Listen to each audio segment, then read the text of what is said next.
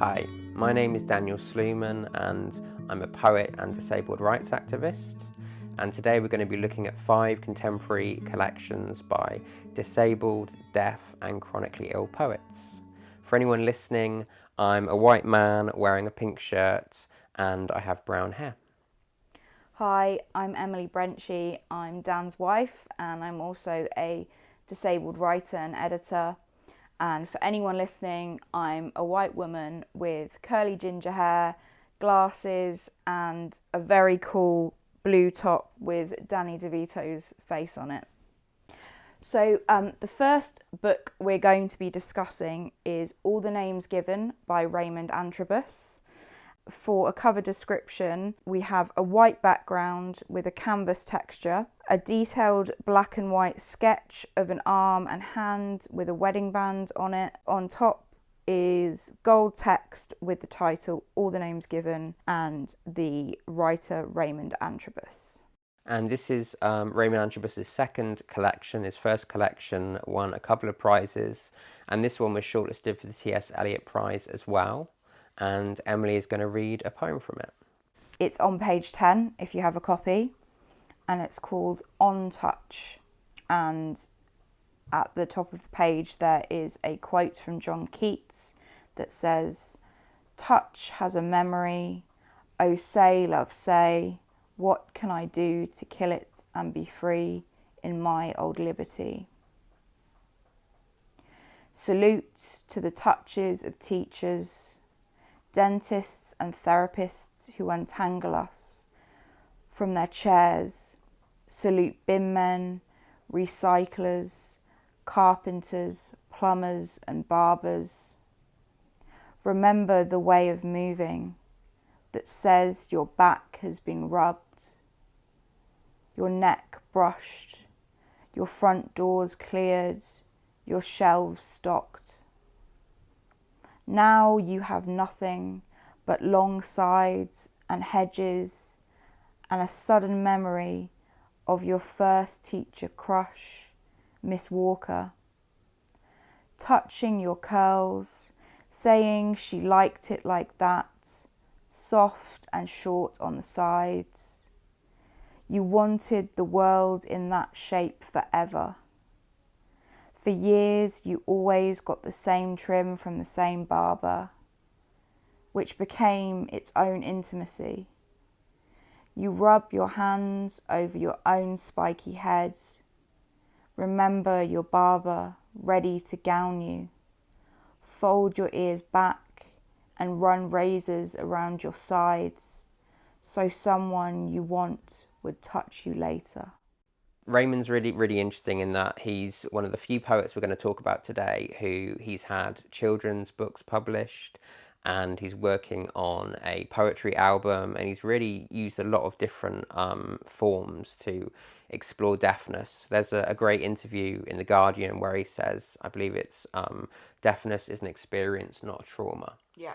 And that experience really runs through this whole collection. Like Emily said, it's quite accessible and person-centered, and in that way it's easy to really get into the experiences that the Raymond's talking about. Separating the poems are these little caption poems that are sort of sound bites threaded throughout the book. And what would you say the significance of those are? Well, I read an interview where Raymond said he was inspired by a deaf soundscape artist, and I think in this book it's a way of still putting the sound back into the poetry and kind of foregrounding it in a way that's very deliberate.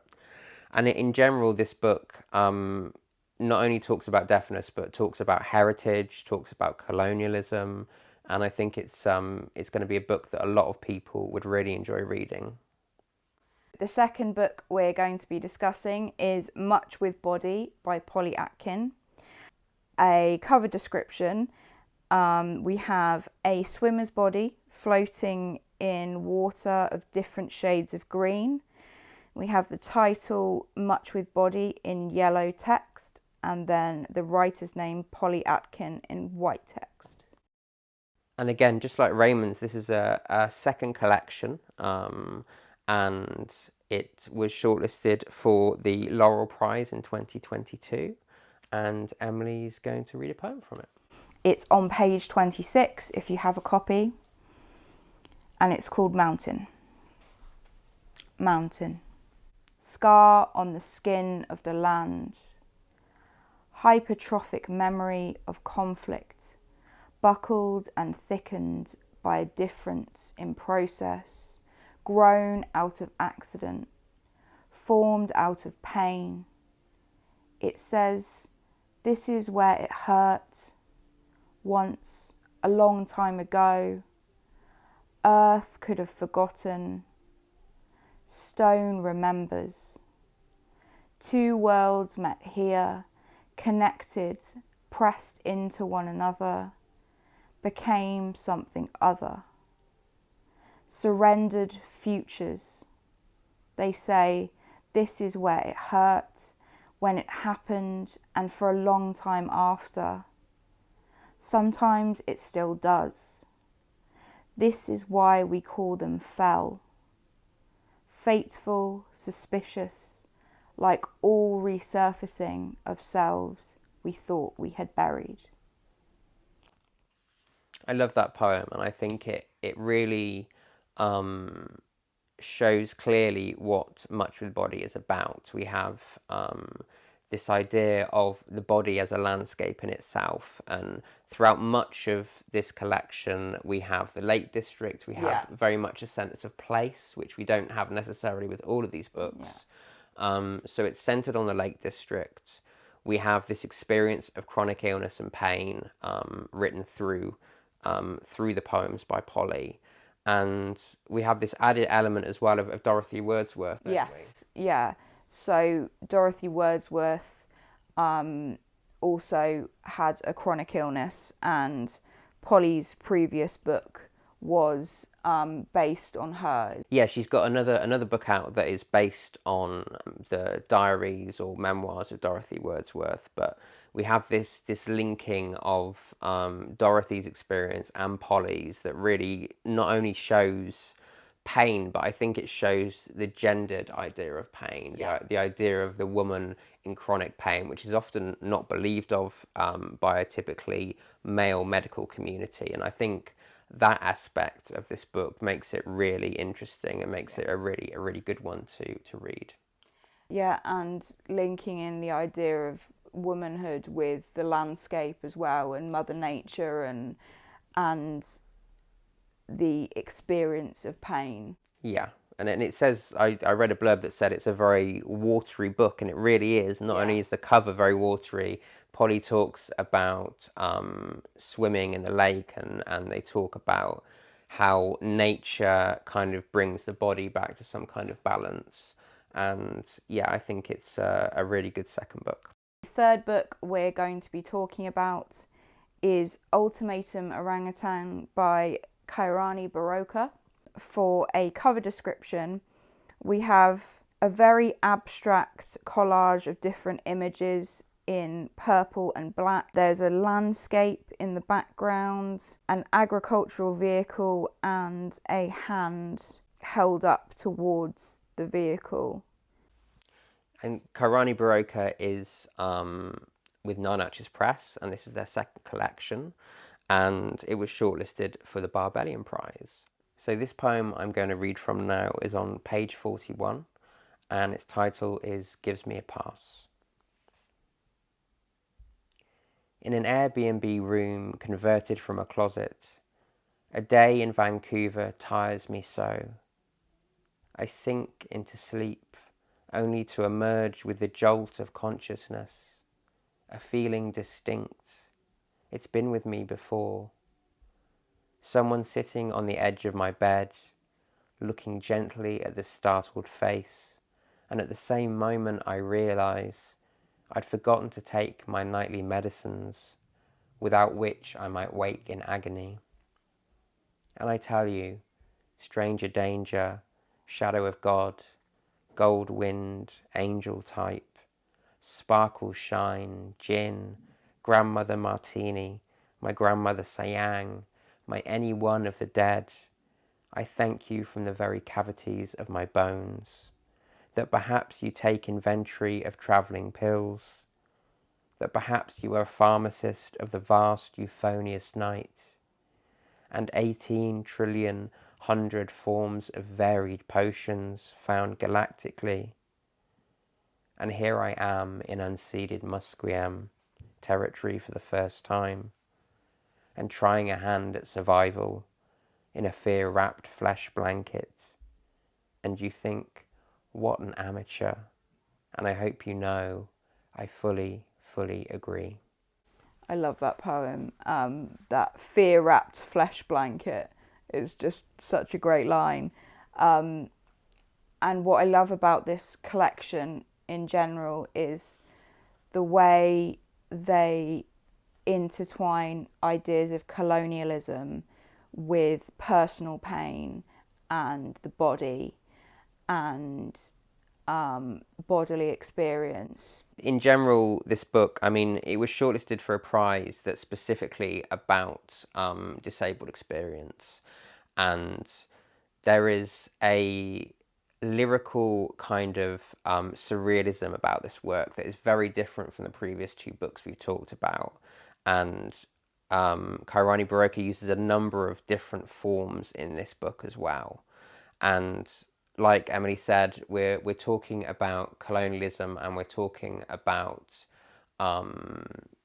the climate change crisis that we're in at the moment. And that's really present in this book. So if that's an area that you're interested in anyway, or a type of poetry that you'd like to get into, this is going to be a really good read. Yeah. Like you were saying, very experimental form-wise, like each page looks completely different to the last. And that's what I really like about this collection. So again, if you're interested in reading contemporary poetry but having a bit more breadth of experience in one book, then this is a really good one. The next book we're going to be discussing is Void Studies by Rachel Boast. Very simple cover description with this one. It's a plain cream coloured cover with a black border around the edge, and the title Void Studies in red text and the poet's name in black text. This is Rachel's, I believe, their second book, and they've had another one released since then, but we thought this would be a really significant one to talk about. It was published in 2016 and shortlisted for the TS Eliot Prize in 2017, and it was published by Picador. This next poem I'm going to read is Coda, Lost Poem, and that's from page 61 of Void Studies. From the other side of the river, softening into that hour when the scent is released like wine, left to breathe on a mirrored tabletop, it looks as though I have the right idea, sitting on the boat, reading a book, but it's not so. I keep on with the task of rewriting the lost poem that turned mirrors into water and moonlight into mirrors and water into all manner and forms of forgetfulness. The book is merely a cover. Inside it, the slow work of love, errata of desire, something written over what is written there. This one is really based on a very specific idea, and that's that the French symbolist poet Arthur Rimbaud had this idea of writing tone poems, essentially, and writing poems as musical etudes and not as typical confessional or more accessible kind of poetry that we've maybe talked about today. So all of the poems here are similar in length, and they're on a wide variety of topics, and I think we need to represent the breadth of contemporary poetry, in that it's not all based on first person accessible kind of poetries. There is different things out there, and if you like more abstract poetry, if you like more experimental feel to your poetry, then this is a really great collection. Like I said, because it's based on Arthur Rimbaud and French symbolism, the images in here are so precise, so metaphorical. Everything feels very kind of watery and movable, and it's a very different experience of reading poetry than a lot of books out there. And at the same time, Rachel does write through and write about at times her chronic illness. And I think if you're looking for something that, again, is a little bit different from the ones we've talked about today, then Void Studies is a really interesting book to read. So the fifth and final book we'll be discussing is Girl Parts by Betty Doyle. For a cover description, we have a very funky, multicoloured 60s style floral artwork and a black and white image of a strawberry on top. At the top of the page, there's a white banner with the title in pink text and the poet's name in black text. And we wanted to give you some variety today. So a lot of the books we've talked about have been poets, and they're 2 books in or 3 books in.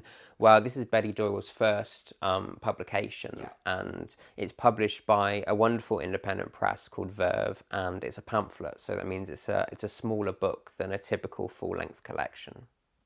I'm going to read a poem from Girl Parts. It's on page 10 if you have a copy. To Emin.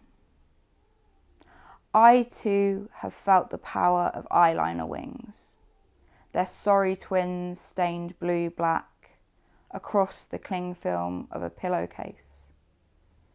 The clear citrine glow around street lamps, the looking at the world through a Quality Street wrapper. The film of souring absolute orange and coke, its tar brown circle sticky and thick, captured in the base of last night's glass. The cramp in the gut, the trickle of blood against fresh linen, the wound, the split imprinted in crumpled knickers.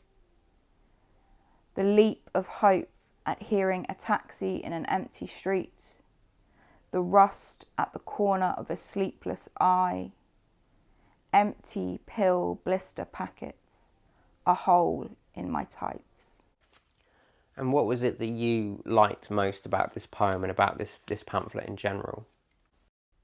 This poem really stood out for me as a lot of this pamphlet is to do with Betty's experience with polycystic ovary syndrome, and there's a real essence of womanhood, and not just womanhood but working class womanhood, that we don't get to see a lot in poetry.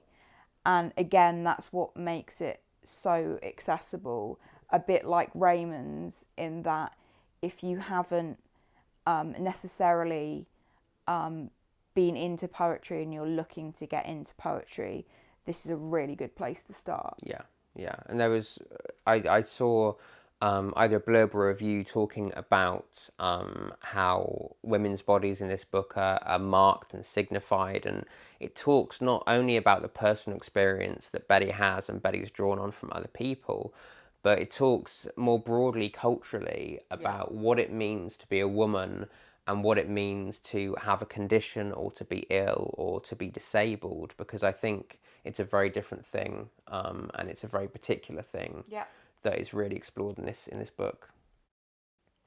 So that's 5 contemporary books by deaf, disabled and chronically ill poets, and I really hope that there's something in there that you enjoy and something that you can read yourself or start a reading group maybe. And the only thing left to say is thank you very much for listening and watching us today.